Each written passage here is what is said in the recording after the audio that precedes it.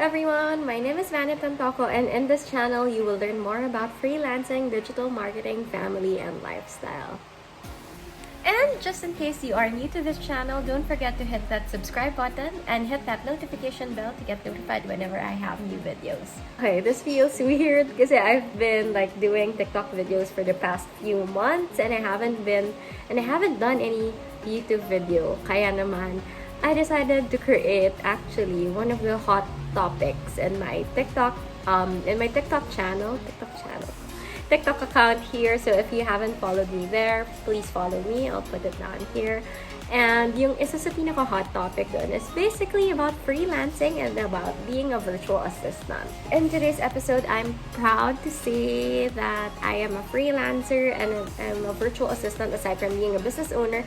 Kaya naman actually medyo na-survive natin yung business natin because of those two other rackets that I have. So basically, I do freelancing and I'm also a virtual assistant. So it really depends on what you need and ano yung type of niche na pinagsiservan mo.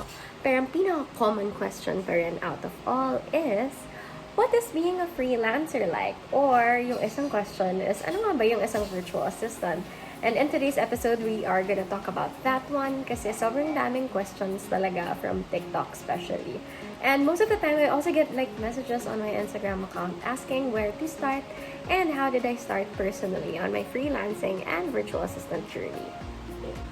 Okay, so before we even get started with what is freelancing and what is a virtual assistant, I'll start first with my background. So for those of you who have been following me for the past, actually 2 years na pala tong channel na to, I didn't realize. Well, almost 2 years. And I really haven't focused lang on putting out videos here because I'm doing a lot of other work. And today, I decided na, okay, why don't I make a YouTube series about all of the questions that I get on TikTok na. So, ang unang question is, paano nga ba ako nag-start as a virtual assistant and as a freelancer? And basically, the story time is, nag-start po ako back around 2012 actually. That's when I graduated from college. I graduated BA Communication from Miriam College.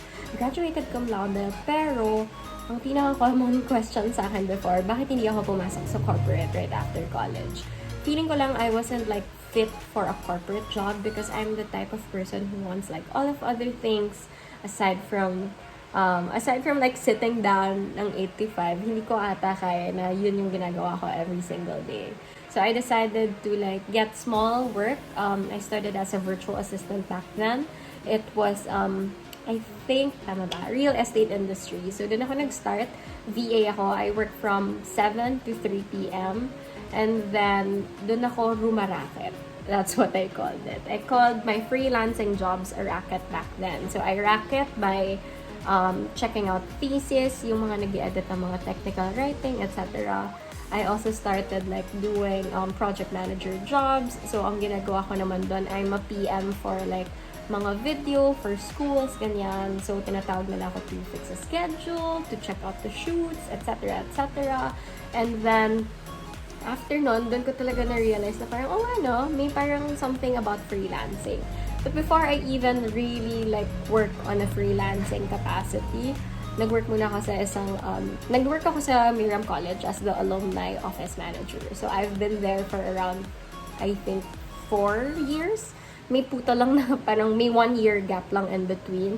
But 4 years ako nag-work doon. And basically, I was doing a part-time office manager job. So, ibig sabihin, I only work for around 4 hours a day or 20 hours in a week. So, ibig sabihin, my schedule was pretty open.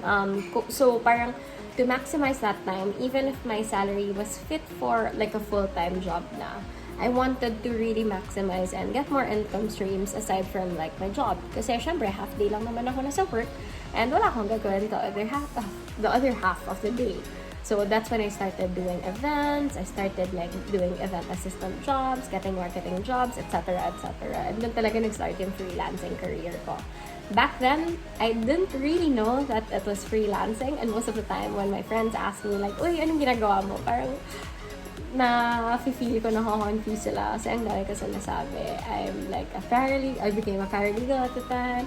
I became an events assistant. I worked for a big event industry company. Ito, I'll flash it all here. So, ang dami kong jobs. So, kapag kunwari imi-meet ko yung college friends ko, parang medyo nakaka-confuse sila kasi nga ang dami. And hindi ko ma-explain na freelancing nga pala yun. So, doon ako nag-start. I really didn't know that I was doing freelancing jobs until around 2017 na. 2018 na actually. That's when I started, I'm a freelancer. I just didn't know that I was a freelancer back then.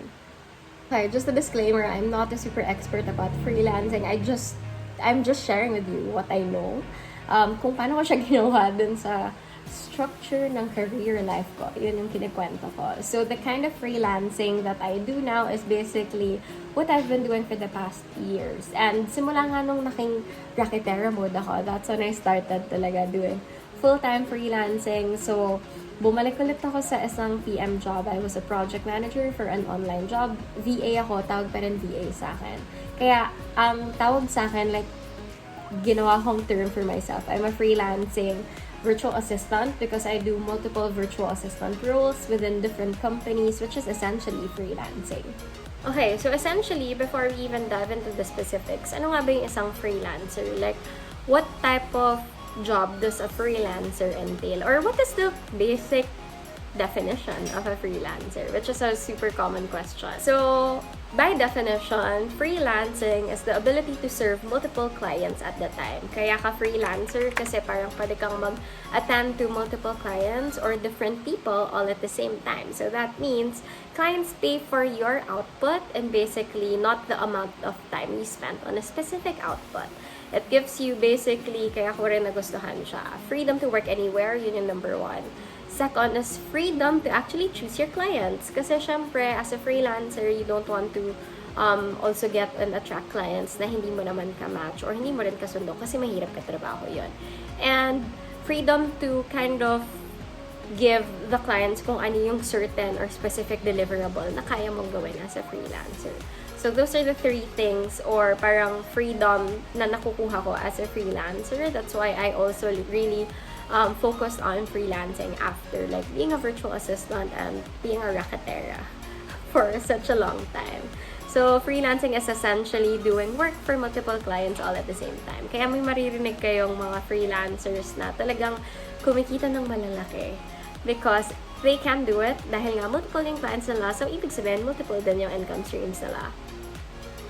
Okay, so yun yung by definition, yun yung freelancing. Next naman is, ano nga ba yung isang virtual assistant? Kasi nga, sabi ko sa inyo kanina, I'm a freelancing virtual assistant. Basically, a virtual assistant is anyone who can render work online or within an outsource or out of office capacity.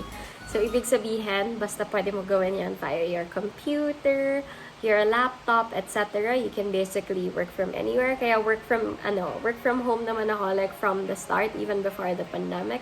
Because nga, I'm a virtual assistant. So, virtual assistant jobs really has like a super, super long list of kinds ng pwede niyong pasukan. So, essentially, basta kaya yung gawin yung trabaho mo in like a different place, but with your own equipment at home, pwede ka nang maging virtual assistant. That's why freelancing somehow also entails being a virtual assistant because you can basically work from anywhere. Okay, so some of the requirements lang when being a virtual assistant. Yung iba kasi, if you're like a full-time virtual assistant, pero hindi ka freelancer, virtual assistant ka lang. As in, mag-a-apply ka ng regular virtual assistant job, the full-time, which means 40 hours a week yun. Sometimes they would require you to have your own computer, your laptop, or desktop. Second is, of course, internet, and sometimes they would also ask for your backup internet connection. Third is, of course, earphones, headset, or noise-canceling headset. Number 4 is web camera. So, just in case mag-meeting kayo, minsan kapag virtual assistant, they would ask you to turn on your camera just to give that connection also when you're working from remote. And then, lastly, ano pa ba? Wala na. Yun lang, basic. Yun yung super, super basic na requirements na lagi kong nakikita. And yung mga hiningi dun sa akin before from my other virtual assistant jobs. Okay, may isa pa sa akin question. Ano yung mga kinds ng jobs na pwede kong pasukan as a virtual assistant? Basically, ang haba talaga ng list, and over the last few years, dumami siya. Noong una, ang alam ko lang VA is more of the real estate virtual assistant kasi super uso yan sa US. After nun, nagkaroon ng social media manager, nagkaroon ng marketing assistant, nagkaroon ng bookkeeper, nagkaroon ng accountant, etc., etc., and the list goes on and on. As long as you can do your work from a remote perspective or from anywhere, you can basically become virtual assistant. Some types lang of a virtual assistant that I've done in the past. Number one is full-time. Full-time, ibig sabihin may time in and out ka. Kadalasan yun yung may nagpa-flash din sa screen mo na timer na kunwari every 30 minutes, tatanungan ka ng timer mo kung ano yung ginawa mo or like ano yung natapos mo, etc. And then you can switch on from task A, task B. Yun yung full-time. Full-time means 40 hours per week, so that's roughly 8 hours a day. Naka-log in ka dun sa work mo. And sometimes, kadalasan, meron namang Australian clients, meron ding UK clients, meron ding US clients. So, it depends on the time zone. And then, second is a part-time virtual assistant. Yung part-time virtual assistant, like, for the past few years, yun yung mga kinukuha ko talaga, like, personally. Kasi hindi ko kaya ng full-time kasi nga, meron din ako mga part-time jobs dito sa Pilipinas. So, kapag part-time virtual assistant ka, that's 20 hours per week. Kadalasan, pag part-time, flexible naman. But other companies would also ask you to log in and out during your part-time hours para lang ma-track nila if you are doing your job also during those parang certain hours. And then, at the end of the week, they would try to complete, as in may parang time tracker. Yung ibang companies may time tracker. So, they would see kung naka 20 hours ka lang per week. And then, sometimes yung mga teachers ata, like my sister is also a virtual assistant. Yung sa kanya naman, number of hours, basta may certain number of hours sila for the year, or for the month, for the year. For the month, may certain number of hours sila. And yung sisweldohin nila is based on the number of hours rendered for that month. So, part-time din yan. And number 3 is my most favorite kind of virtual assistant, which is output-based, basically freelancing. Ngayon, after like how many years of experience, siguro after 2012, almost 10 years of experience. This is when I started really like niching down and asking for this request. As in, specifically, I asked the employers or the company if they can take me on an output-based work. So that means they would just give me a certain deliverable for the month. I will just deliver it through a certain period, and then kapag nasubmit ko na siya, it will be counted as a full month's job. So, for output-based lang, I'm not on a per hourly. So, hindi na per hour yung rate ko sa kanila. Most of them is like a fixed monthly retainer's fee. Sometimes they call me as a consultant. Sometimes naman it's like a service provider, yun yung tawag, or an independent contractor. So it really depends on the company, and nasa negotiation stage naman siya. Most of the time, if people would ask me if I'm available to work, lagi kong tinatanong, is this like a full-time post? Is it flexi time, etc., etc.? Because I just want to make sure that I can actually deliver what they're gonna ask of me. Kasi syempre, aside from being a virtual assistant and a freelancer, I also have a business to run in the Philippines. Okay, so all in all, that is what a freelancer is, and yun din yung virtual assistant, and yun din yung story ko sa pagsa-start ko sa pagiging raketera ngayon.